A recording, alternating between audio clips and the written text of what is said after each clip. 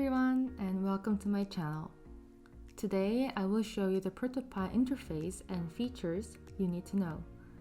When you download ProtoPie, you can try out the app 7 days for free.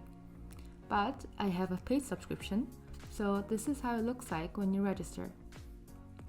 I will hit the New Pie button to start the new project. To get started, you can simply import your design files from Adobe XD, Figma, or Sketch. Or you can directly start designing in ProtoPie by using images, media, shapes, and text and group them with the container. When you import design, you will see them in the scene panel or create a new scenes if you need so. You can consider the scene as your artboard. Right below, you can find Components panel where you can add layers or interaction components that are reusable across your prototype.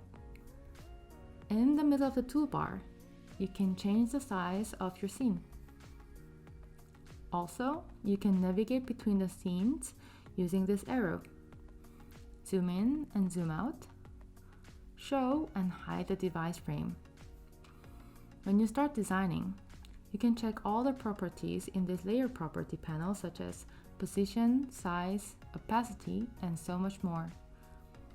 The highlights of ProtoPie is this interaction panel where you add the interaction to your design.